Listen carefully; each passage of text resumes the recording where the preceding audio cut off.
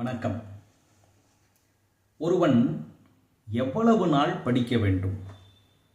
பள்ளி படிப்பை முடிக்கும் வரையிலா, கல்லூரி படிப்பை முடிக்கும் வரையிலா, ஏதேனும் ஒரு வேலை கிடைக்கும் வரையிலா, எதுவரை படிக்க வேண்டும் என்று கேட்டால் வள்ளுவர் கூறுகின்றார், ஒருவன் இளமை பருவத்திலே கற்கத் தொடங்கி அவன் வாழ்நாள் முழுவதும் தொடர்ந்து செய்ய வேண்டிய ஒரு செயல் கல்வியை கற்றுக்கொண்டே இருப்பது.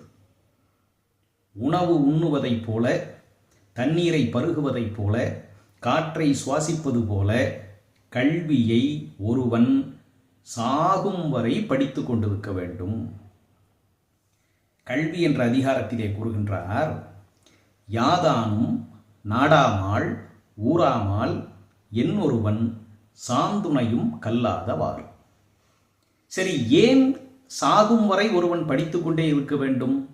ஏனென்றால் கல்வி கற்றவனுக்கு உலகத்திலே இருக்கக்கூடிய எல்லா நாடும் அவனுடைய சொந்த நாட்டினை போல, எல்லா ஊரும் அவனுடைய சொந்த ஊரை போல, உலகத்திலே இருக்கக்கூடிய மக்கள் அனைவரும் அவனுடைய உறவினர்களைப் போல.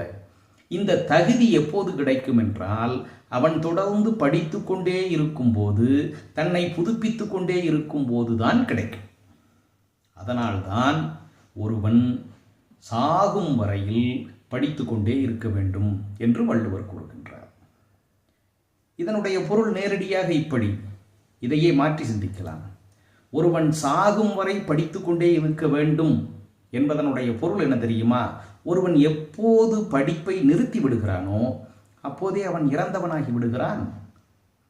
கல்லாத ஒருவன் உயிரோடு இருக்கக்கூடிய, நடமாடிக்கொண்டிருக்கக்கூடிய பிணத்திற்கு தான் ஒப்பானவன். தொடர்ந்து படித்து கொண்டிருக்கக்கூடிய ஒருவன் தான் எப்போதும் உயிரோடு இருக்கக்கூடியவன் என்பதும் இதனுடைய ஒரு பொருளாக அமைகிறது. இந்த குறளிலே ஒரு சிறப்பு, அனைத்து சீர்களிலும் துணைக்கால் வந்திருக்கும்.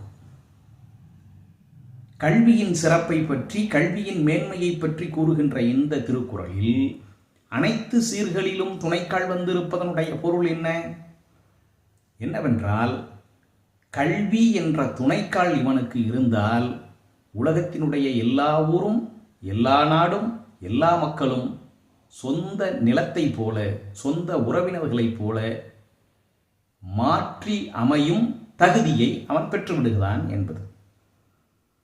நன்றி, வணக்கம்.